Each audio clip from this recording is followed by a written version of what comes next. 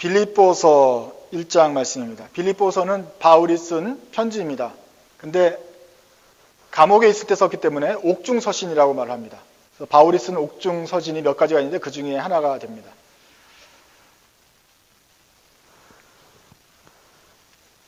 옥중서신이라는 것은 김대중 대통령도 썼고 넬슨 만델라 같은 양심수들이 감옥에서 쓴 것들을 우리가 옥중서신이라고도 부르기도 합니다. 죄 없는 사람이 쓰는 것을 옥중서신이라고 하는 것이죠. 죄를 짓고 감옥에 간 사람이 쓰는, 죄를 짓고 감옥에 가서 죄를 뉘우쳐야 될 사람이 쓰는 편지를 옥중서신이라고 말하진 않습니다. 그것은 참회의 편지, 반성문이라고 말하는 것이죠. 그러나 죄가 없는 사람들이 애매하게 고난을 받아서 감옥에 갇혔을 때 양심에 떳떳한 상태에서 편지를 쓰는 것들을 우리는 옥중서신이라고 가치를 부여하는 것입니다.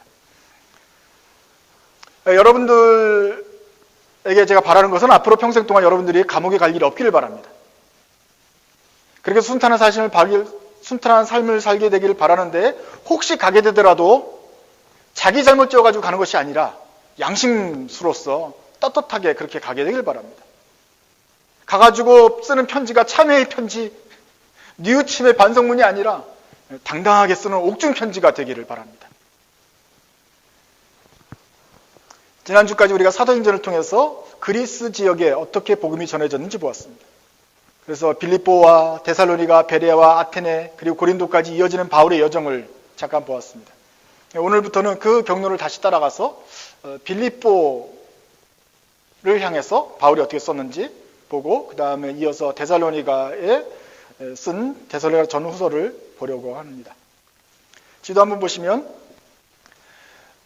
저것이 2차 전도여행의 그림입니다. 1차 전도여행은 터키 지역을 전도했었고 2차 전도여행은 터키에서 갑자기 그리스 쪽으로 방향이 변경되어서 그리스를 한 바퀴 돌고 가게 됩니다. 아테네에서 복음을 전하고 고린도에 있다가 1년 반 동안 머문 다음에 떠나간 곳이 에베소입니다.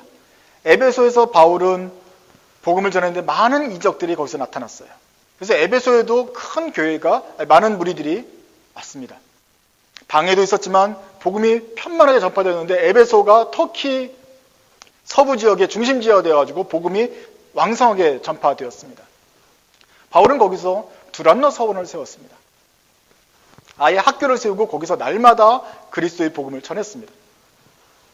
그렇게 해서 대략 한 3년 동안 거기 있다가 다시 배를 타고 왔던 안디옥으로 돌아가게 됩니다. 이것이 2차 전도 여행인 것입니다.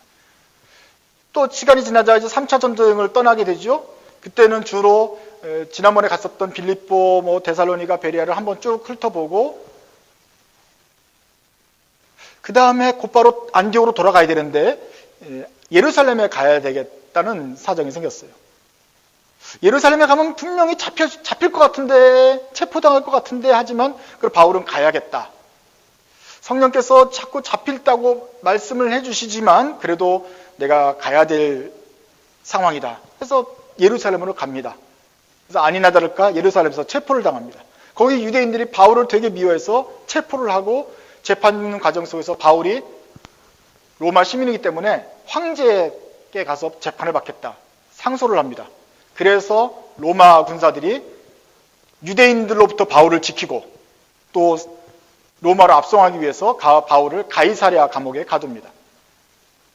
아직 판결이 나지 않았기 때문에 그 삼엄한 경비가 있는 바울이 아니라 어떤 가택연금을 통해 같이 가이사랴 항구 도시에 잡아두었다가 거길 통해서 배를 타고 로마까지 가게 되는 것입니다. 로마로 도착을 해서 거기에서 이틀 동안 또 재판을 기다리고 이렇게 되었었다라는 것이 사도행전 이렇게 해서 마지막으로 되는 것이죠. 사도 바울의 행적은 거기까지밖에 안 나옵니다. 그래서 1차, 2차, 3차, 4차 전도 여행, 로마로 가면 4차 전도 여행까지가 사도 바울의 행적이 나오는데 그 뒤로는 어떻게 되었느냐? 그 뒤로는 바울이 풀려났다 그래요. 풀려나서 다시 그리스와 터키 지역을 전전하다가 마지막 황제 때의 또 박해가 일어났을 때 또 체포를 당해서 그때야말로 이제 로마로 압송을 당해서 로마 근처에 있는 도시에서 목이 잘려서 죽었다. 이것이 이제 사도 바울의 순교 이야기입니다. 그러는 과정 속에서 이 한두 번, 두 번 지나갔던 이 그리스 지역에 있는 우리 교회들에 대해서는 바울이 남다른 애착이 있습니다. 첫 번째로 지금 터키 지역을 넘어간 성령의 인도하심을 받은 어떤 그리스 타무나 전도였고, 두 번째로는 짧은 기간 동안 전했던, 그럼에도 불구하고 이방인들이 예수를 잘 믿었던 그런 지역이기 때문에 바울이 늘 애타는 감정이 있습니다. 그래서 에베소로 갔을 때 3년 동안 에베소에서 머무르면서 있을 때도 편지를 통해서 이 교회들을 목양을 했지요. 내가 잠깐 너희들한테 보면서는 내가 말을 못했지만 제가 떨어진 동안에도 이런 소식을 들었을 때는 이렇게 좀 했으면 좋겠다라고 권면을 하기도 하고, 디모데나 아볼로나 디도나 제자들을 통해서 또 거의 소식을 전해 듣고 지령을 내리고 교회를 돕기도 했습니다. 바울이 감옥에 갔으면서도 늘 생각나는 교회들이 든든하게 세워진, 다 바울이 보냄을 받았던 안디옥 교회나 예루살렘 교회가 아니라 이 연약한 교회들이라는 것이죠. 그래서 데살로니가 교회를 전서 후서를 쓰고, 고린도 교회 전서를 쓰고, 빌립보서를 쓰고, 에베소서를 쓰고, 갈라디아서를 쓰고 하면서 계속해서 교회를 도왔던 것입니다. 그렇게 바울이 쓴 편지들을 이 자기네 교회만 읽지 않고 그 동네 교회들이 다 돌아가면서 읽으면서 하나님 말씀을 교회들이 배워가게 되었습니다. 문제는 이것입니다. 바울이 빌립보서를 썼습니다. 옥중서신입니다. 그리고 보니까 빌립보서에 보면 내가 감옥에서 쓴다는 말이 분명하게 드러납니다. 그런데 어떤 감옥에 썼는지, 언제 썼는지, 어느 나라의 감옥에 갇히면 썼는지는 잘 모릅니다. 왜냐하면 바울이 하도 많이 감옥에 갇혔기 때문에, 예루살렘에서 감옥에 갇혔고 가이사랴 감옥인지 아니면 로마로 가서 쓴 감옥인지 그 다음에 풀려났다 나중에 죽기 전에 쓴 감옥인지 우리가 명확하지 않다는 것입니다. 분명한 건 있어요. 죽기 전에 쓴 감옥, 죽기 전에 마지막으로 잡혀온 감옥은 아닌 것 같아요. 그거는 디모데후서는 거의 유언적으로 나타나서 이제 곧 내가 죽을 것 같으니까 너는 겨울이 되기 전에 빨리 나한테 와라 라는 어떤 급박함이 담겨 있어요. 그거는 거의 죽기 전에 사도 바울의 마지막 순간에 쓴 편지예요. 그러니까 빌립보서는 마지막은 아닌 그 중간 어디선가 지금 감옥에 갇혔을 때, 감옥에 갇혔음에도 불구하고 쓴 우리 빌립보 교인들을 위로하기 위해서 쓰는 편지다 하는 것입니다. 그러니까 이 자체가 재밌는 거예요. 보통은 감옥에 간 사람들을 걱정하잖아요. 그래서 여기는 잘 지내고 있으니 아무 걱정 말고 감옥에서 몸 챙기세요. 우리가 편지를 써서 걱정해줘야 되는데, 사도 바울이 감옥에 있으면서, 어떤 감옥인지 모르겠지만 감옥에 있는 상황에서도 밖에 있는 성도들을 위해서 편지를 쓰는 것입니다. 왜 그렇죠? 사도 바울이 영적으로 성숙한 사람이기 때문에 그래요. 영적으로 어리고 사람들을 위해서 늘 고민하면서 부담을 가지고 감옥에서도 편지를 쓰면서 목양을 하는 것입니다. 이것이 조금 빨리 믿은, 조금 더 성숙한 사람들이, 우리 늦게 믿은 사람들, 처음 믿은 사람들한테 가져야 될 자세인 것입니다. 빌립보서, 그 다음 페이지 한번 보시고요. 빌립보 교인들에 대해서 생각해 보겠습니다. 바울이 그리스에 넘어와서 처음으로 만나서 복음을 전했을 때 복음을 잘 받아들인 첫 번째 교인은 누구일까요?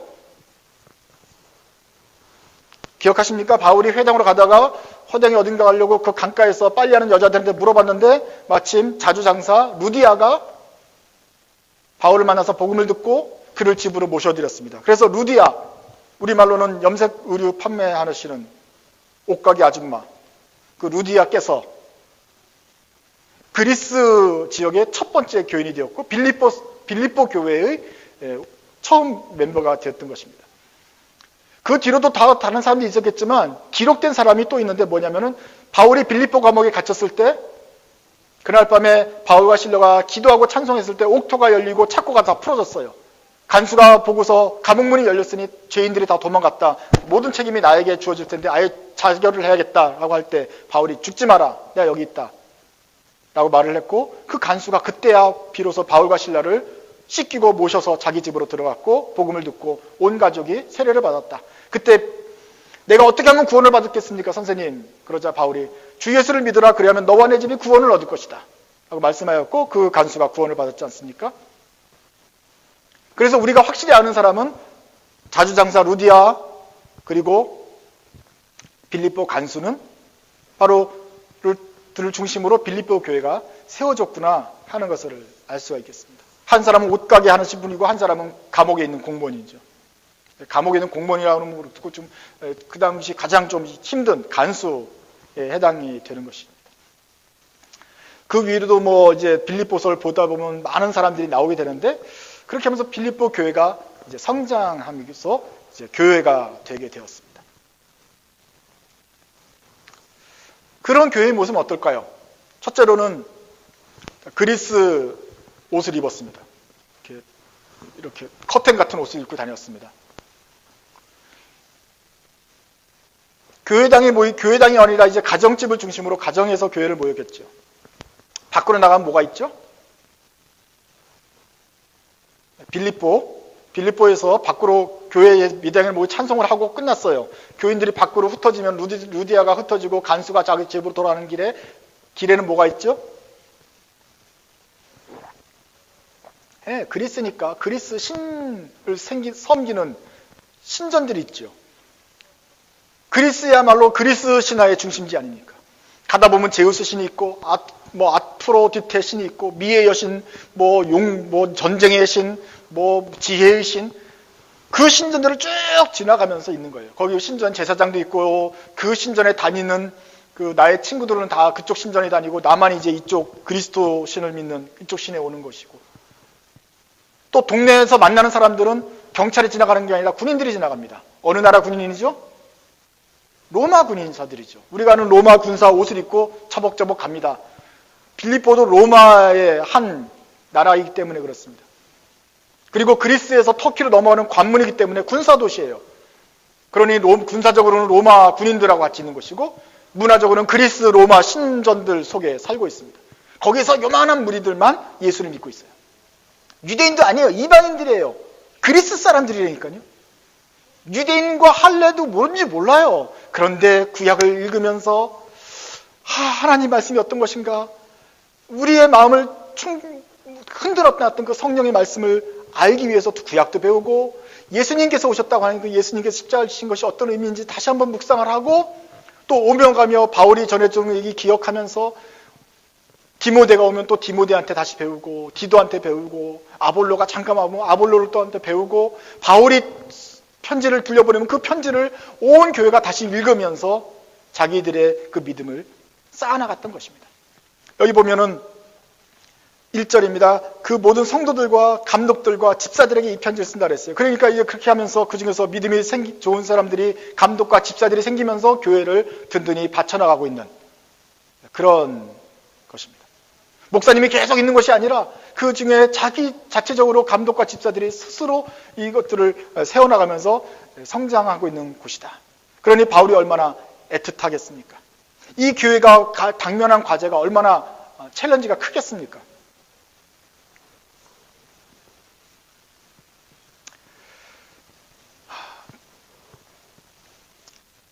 또 사람들이 이 기독교에 대한 평판이 좋지 않습니다. 이 기독교인들은 반역자로 오해되기가 쉽습니다. 왜냐하면 황제가 거의 신과 같은 존재이기 때문에 황제를 숭배해야 되는 것이 로마의 문화인데, 이 기독교는 뭐에서 뭘 하냐면 우리에게는 다른 왕이 있다. 우리가 죽으면 하나님의 나라로, 킹덤 오브 헤븐으로 가는데 그 킹덤이 우리가 갈 곳이다. 우리는 하늘의 시민이고 우리가 섬기는 왕은 왕 중의 왕, 만유의 주 예수 그리스도시다. 그 어린 양께 경배하자. 그러니까 자기의 왕이 예수 그리스도라고 한다면, 그럼 너네들은 우리나라 시전은 섬기지 않는 것이냐? 사람들이 이렇게 오해하기 쉽고, 거기에 대해서 사실 그게 아니라고 말을 해도 쉽지 않은 상황인 것이죠.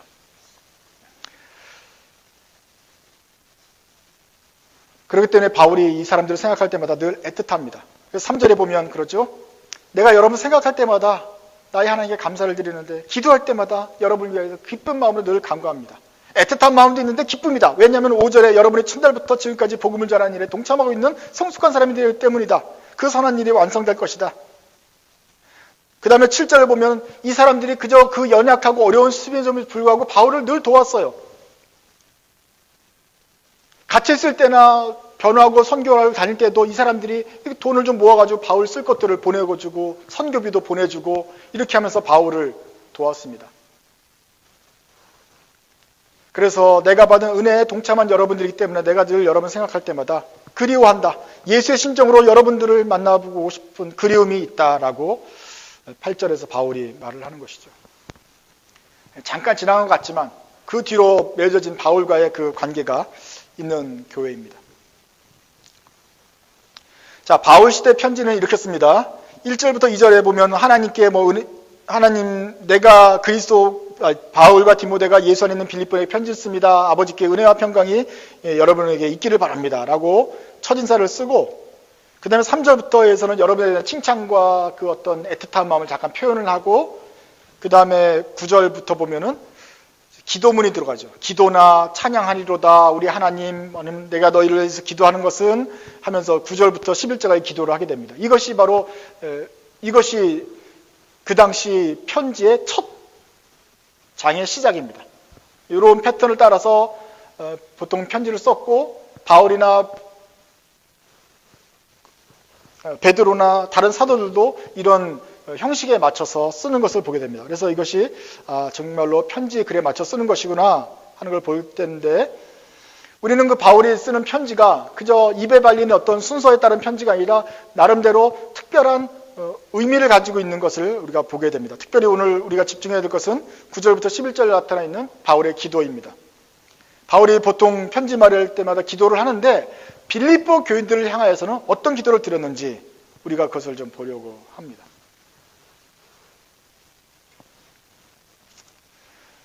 이 기도의 첫 번째 바울이 기도하는 대상은 바로 빌립보 교인이겠죠. 그 어려운 상황 속에서 예수를 믿고 있는 그 어린 참 늘 마음속에 두고 있는 그 귀한 빌립보 교인들.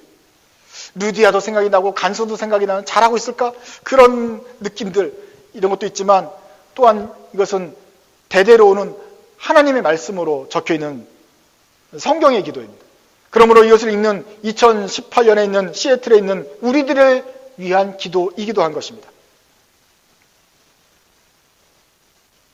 그때 빌립보 교인들이 예수를 믿고 잘 성장한 다음에 그 복음들이 로마까지 퍼지고 로마에서 온 유럽까지 2000년 동안이나 복음이 전파되다가 그것이 미국을 거쳐서 한국에 왔다가 한국에서 우리들을 만나서 예수님이 우리들의 마음을 만나주시고 그 만난 사람들이 또 시애틀까지 어떻게 와가지고 여기서 모여서 시애틀 드림교회에서 예배를 드리고 그리고 2018년 어느 날 우리가 이 기도문을 다시 읽게 될 것이라고는 사도 바울은 미처 알지 못했을 것입니다.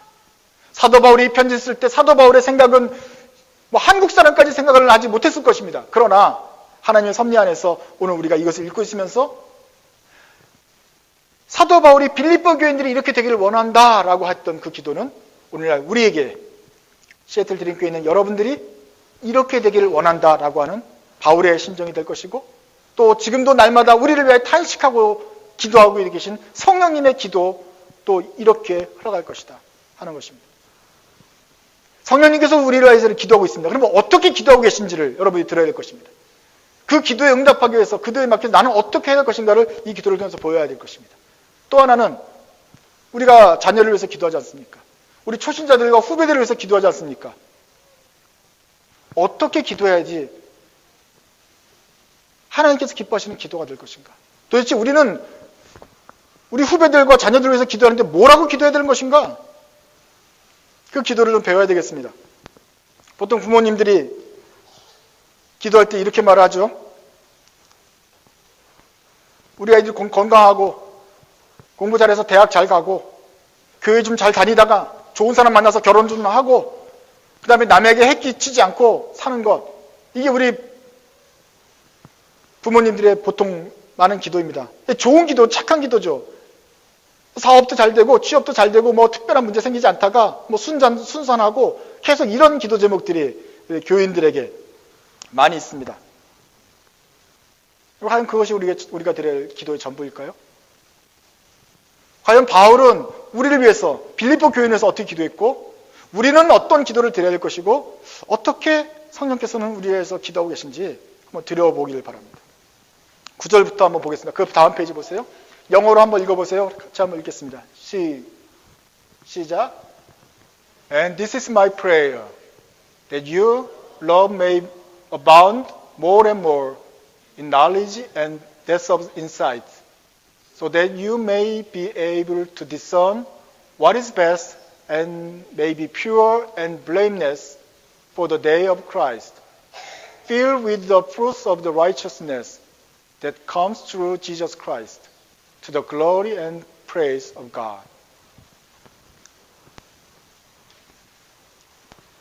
첫 번째로는 도대체 기독교는 무엇 하는 사람들이냐?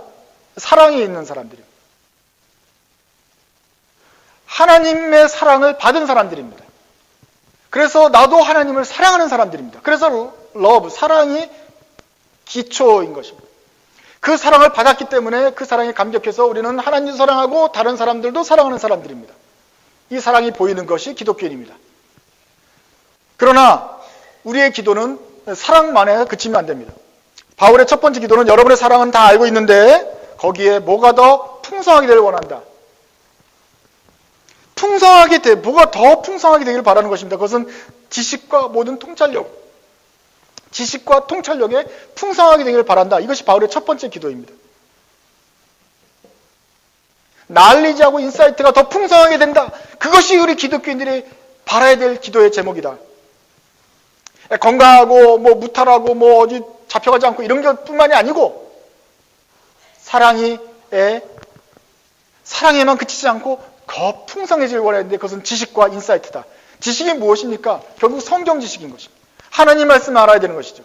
하나님 말씀을 알고 도대체 이 성경 말씀을 통해서 하나님의 어떻게 사람을 구속하셨고 인간을 향한 목적이 무엇인지를 우리가 알아가야 하는 그 지식이 우리에게 점점 더 늘어나서 어번던트하게 되어야 되는 것입니다. 인사이트는 무엇입니까? 그 성경을 읽다 보면은 하나님께 주신 지혜가 나오고 하나님의 뜻을 분별할 수 있는 능력이 생기게 되는 것입니다. 성경에 모든 것이 다 나온 것은 아니죠. 성경에는 살인하지 말라고 되어 있어요. 근데 내가 공부를 열심히 해가지고 합격을 했어요. 그래서 공무원이 됐더니 내가 주어진 거는 이렇게 사형을 집행하는 일이에요. 살인하지 말라는데 사형을 집행해도 되나 안 되나? 근데 이거 나쁜 애들을 사형을 해야 되는 건 누군가 해야 될 일인데 하필이면 그거 내야 해요. 그때 성경을 묵상하는 거예요. 성경에 뭐라고 써있는지 지식을 알아야 되고, 근데 성경에서 사형 집행에는 뭐라고 해야 되는, 이게 죄인지 아닌지 모르기 때문에 성경을 해석하고 내가 이럴 때 어떻게 될 것인지를 인사이트를 가져서 아는 것. 이것이 통찰력, 인사이트가 되는 것이죠. 성경에 분명히 피치 먹지 말라 그랬고 했는데 돼지고기 먹지 말라 그랬는데 우리는 돼지고기 창자를 갖다가 거기다가 피를 넣어가지고 만든 순대를 먹고 있는데 그 순대국을 또 먹고 있다. 먹어도 되냐 안 되냐. 수혈은 해야 되냐 안 해야 되냐. 점점 인공지능이 나는데 이걸 갖다 우리가 지금 로봇을 사서 집에 쓰면 되냐 안 되냐. 성경에 나타나지 않은 것들이 많이 있는데 그 성경 지식이 많아져서 거기에 나오는 인사이트를 가지고 판단할 수 있는 능력이 여러분들에게 많아지기를 사도 바울이 기도하고 있습니다. 밖에 나가서 아테네 신전, 빌립보에 있는 제우스 신전과 헤르메스 신전과 이런 여러 신전들인데 거기 나오는 고기들을 먹어야 될 것인가 말아야 될 것인가 이 로마 병사 사회에서 어떻게 살아야 될 것인가 많은 고민들이 있을 텐데 성경을 통해서 보고 그 다음에 성경에 나오는 인사이트를 가지고 이 세상에서 살도록 사도 바울이 권면하고 있는 것입니다.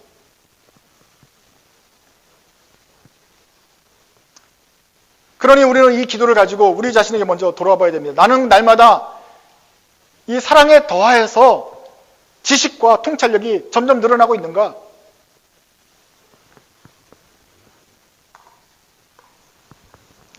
본 회포라는 사람이 이렇게 말했어요. 구약 성경 한 장을 전체 맥락 속에서 읽고 이해하는 것이 어른 그리스도인들에게 과연 그토록 어려운 일이라면 우리는 참으로 부끄러움을 느껴야 할 것이다. 어른이 되어서 그리스도인인데 어른이나 됐는데 아직도 구약성경 보면서 이 앞뒤로 어떻게 연결되는지 아직도 모르고 자신이 없다고 한다면 참 부끄러운 일이 아닐 수 없다 이 말이죠. 우리가 예수를 어려서부터 믿고 평생 동안 믿었는데 이제 중년이 되었는데 아직까지도 성경이 앞뒤로 좀 모르는데, 특별히 신약은 좀 알겠는데 구약은 전혀 모르겠고 좀 더 어려운 곳은 평생 처음 펴보는 곳도 있고 이러면 정신이 없다 이 말이죠. 이러면 이 말에 사도 바울의 기도대로 되느냐? 지식이 늘어나고 인사이트가 생길 수가 있겠느냐 하는 것이죠. 남보다 예수를 늦게 믿었다 그럼 이해를 합니다. 그러나 그것도 초기 5년이나 봐줄 만한, 이제 앞으로 5년 10년이 되어가는데도 아직도 지금 잘 모른다 하면 그건 더 이상 귀엽지 않아요.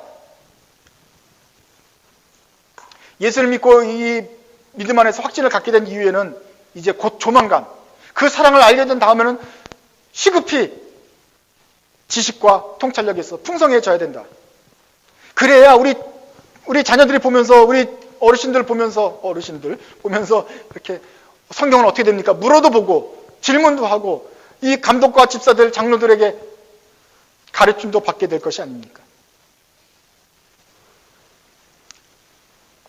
아직 늦지 않았다. 아직 늦지 않았다. 왜냐하면 내 인생에 있어서 아직 중년은 끝나지 않았기 때문이다. 비록 어느새 중년이 되긴 했지만 아직 끝나진 않았다. 여러분이 생각하는 중년의 마지막은 언제입니까? 그러면 그때로부터 아직 몇 년 남았습니까?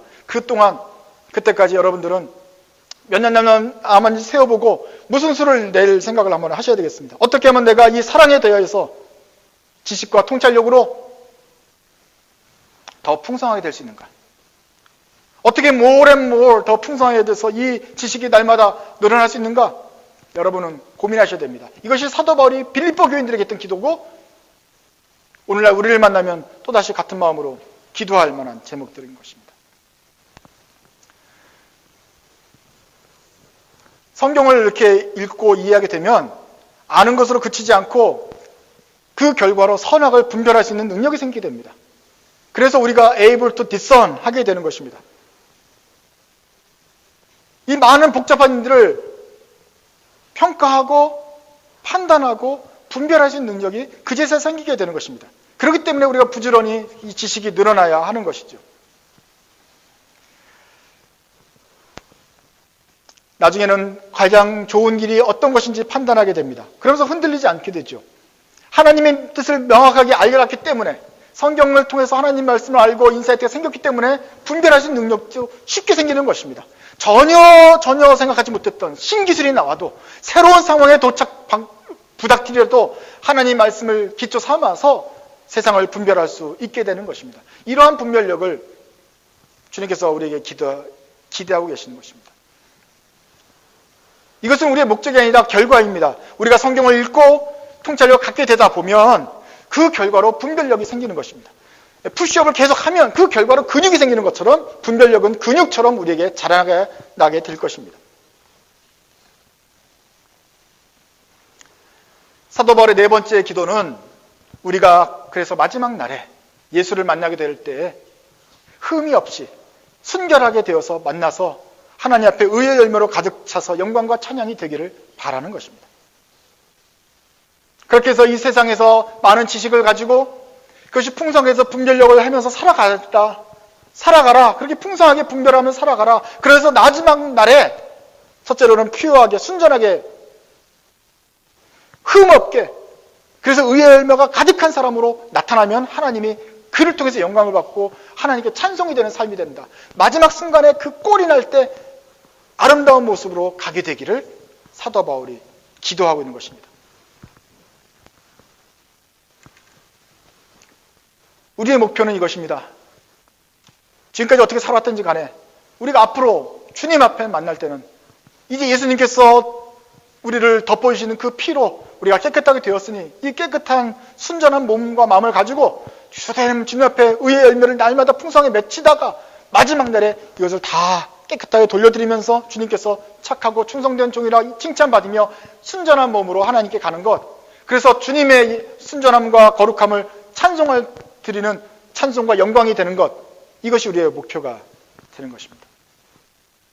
이게 우리의 신자의 삶입니다. 100살까지 죽을 때까지 그냥 막 아무렇게나 살다가 죽기 5분 전에 예수 믿고 딱 구원받고 그러고서 가는 거 아니고 하나님 말씀 잘 믿고 지식에 풍성해서 세상을 뒷선하면서 세상을 이기며 살다가 끝까지 싸우면서 이 열매를 맺혀가다가 순전하고 흠없이 하나님께 가는 것. 이게 우리의 목표라 이 말이죠.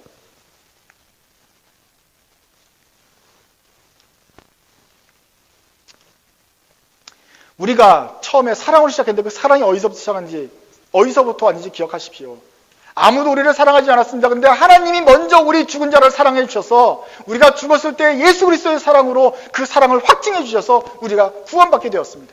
예수님께서 피를 흘려서 그 사랑으로 피를 흘려서 우리가 그 피로 거듭났고 깨끗해졌고 주님의 사람이 되었습니다. 하나님의 자녀가 되었습니다. 그리고 된 다음에는 하나님 자녀답게 살기로 하고 그 자녀다움이 점점점 드러나게 되기를 기대해 왔습니다. 그 사랑의 출발인데 어떤 사람들은 그 사랑에만 머무르고 그 사랑에만 붙잡고 있으면 안 되는 것입니다. 한번 하나님 믿고 사랑을 알고 그 말씀을 기뻐했던 신자가 죄를 지으면 어떻게 될까요? 또 실수하면 어떻게 될까요? 아니, 예수를 믿은 신자가 하나님의 아들이 된 사람도 실수할 수 있을까요? 그 사람도 죄를 지을 수가 있을까요?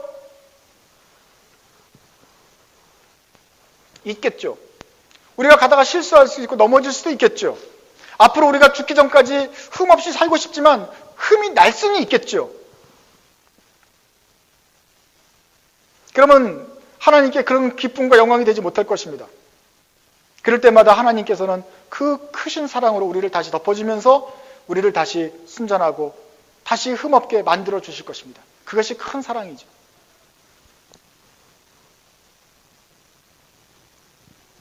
한두 번 있을 수 있겠지만 그러나 성숙한 하나님의 사람은 한두 번 덮어주는 것을 가지고 만족하지 않고 오히려 우리 쪽에서는 될 수 있으면 죽기 전까지 하나님 앞에서 흠이 없는 사람으로 서고 싶습니다. 다시는 실수하지 않고 죄 짓지 않겠습니다. 라는 마음으로 살아야 할 것입니다. 우리가 참회의 편지나 반성문을 쓴 것이 아니라 우리가 편지를 쓴다면 그것은 옥중서신이 되어서 우리 연약한 자를 돌아보고 목양을 하고 돌봐주는 그런 편지가 되기를 기도하고 있어야 되지 않겠습니까? 연약한 사람들을 돕고 의로운 길로 인도하는 그런 성숙한 사람의 편지 모습이 되어야 되지 않겠습니까? 어떤 사람은 아직도 미성숙해서 죄를 짓고 실수하고 용서받고 또 용서받고 죄를 짓고 용서받고 죄를 짓고 또 반성문을 쓰고 용서받고 그런 날마다 그런 풍성한 하나님의 사랑 가운데서 계속 용서받고 의뢰받고 용서받고 의뢰받고 이런 것을 반복하는 것인데 이것은 초기에 예수님을 알아갈 때는 초신자일 때는 그래도 가능했지만 한번 예수를 믿은 사람들에게는 더 이상 귀엽지 않다. 성숙한 신자의 모습이 아니다. 바울이 이 빌립보 교회를 위해서 기도한 것은 이제 그 사랑 거기서 머무는 것이 아니라 거기에서 더 지식과 통찰력이 풍성해져서 세상을 분별하면서 어떤 것이 가장 좋은 길인지 알고 그 길을 찾아가고 순전하고 의로운 길로 흠없는 길로 가서 의의 열매가 풍성한 삶을 살다가 주님 만나게 되길 바란다. 이것이 바울이 성도들을 위한 기도였단 말이에요. 우리가 죄를 지어도 주님은 용서해 주시겠지만 주님이 기도하기는 바울이 기도하기는 성령님께서 지금도 날마다 기도하시기는 우리가 선전하고 숨없는 사람으로 서기를 바란다. 그래서 우리가 앞으로 써야 될 편지는 반성문이 아니라 옥중서신이 되어야 될 것이다. 우리가 아직도 어린아이가 되어서 어린아이가 받는 그 용서와 은혜를 간구할 것이 아니라 큰 자가 되어서 다른 사람을 돌아보는 사람이 되어야 될 것이다. 이것이 바울이 성도를 위한 기도였습니다. 우리 모두가 다 그 사랑을 경험했고 하나님의 자녀가 되었습니다. 그리고 마지막 날 주님 앞에 다시 설 것입니다. 하나님의 사랑을 받았고 마지막 날 주님 앞에 설 것입니다. 그러면 그 사이에 우리는 뭐 해야 될 것입니까? 예수 그리스도의 사랑을 알고 마지막 죽기 전에 그의 의의 열매와 의로운 열매로 주님 앞에 돌려드리기 전에 그 과정에 서 있는 우리는 무엇을 해야 됩니까?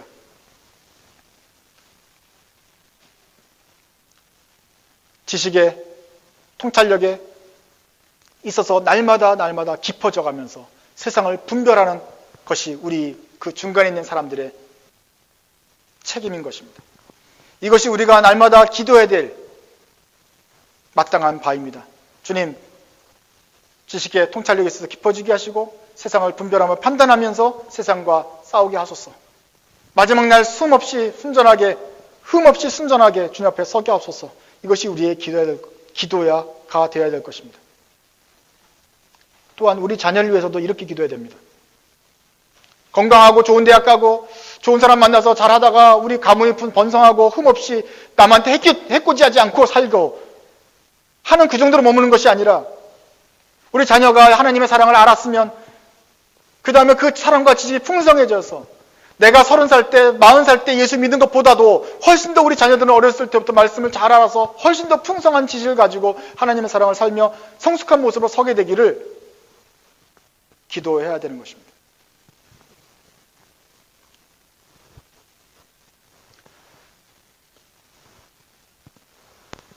바울이 감옥에 체포되어 있으면서도 자신의 안위를 걱정하지 않고 풀려날 걸 걱정하는 것이 아니라 오히려 밖에 있는 사람들이 날마다 말씀과 지식에 풍성해지면서 분별하기를 위해서 기도했던 것처럼 여러분들도 우리 앞에 놓여진 당면 과제만 한 것이 아니라 우리 자신의 또 우리 후배들이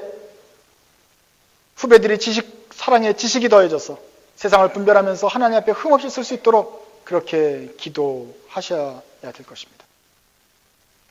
만약에 우리가 매일매일 싸움이 힘들지만 그럼에도 불구하고 그 지식을 가지고 쌓아가며 또 그것을 가지고 분별을 해가면서 힘든 싸움을 싸워간다면 그렇게 해서 마지막 날까지만 큰 실수 저지르지 않고 살아갈 수만 있다면 그러면 주님께 서는 날 우리는 순전하고 흠없이 서게 되어서 하나님께 의의 열매를 바치며 주님의 기쁨과 찬양이, 영광과 찬양이 될 것입니다.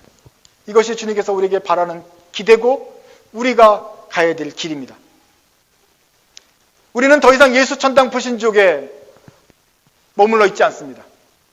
우리는 장차 다가올 그 날을 기다리면서 그 날을까지 가는 성도로서 그 사랑, 예수 천당 불신족뿐만이 아니라 거기를 훨씬 넘어서서 이제 앞으로 어떻게 더 성숙한 신자가 될 것인가를 생각하면서 닮아가는 그런 과정 속에 있습니다.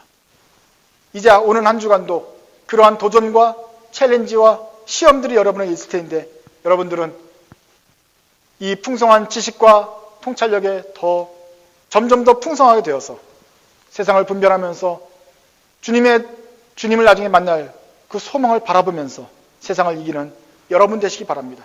이것이 우리가 날마다 맺는 의의 열매입니다. 그리고 이것을 풍성하게 거둬서 나중에 주님 배울 때 우리의 모든 눈물과 수고를 합쳐서 주님 앞에 돌려드려 영광과 찬양이 되는 여러분 되시기 바랍니다. 기도하겠습니다.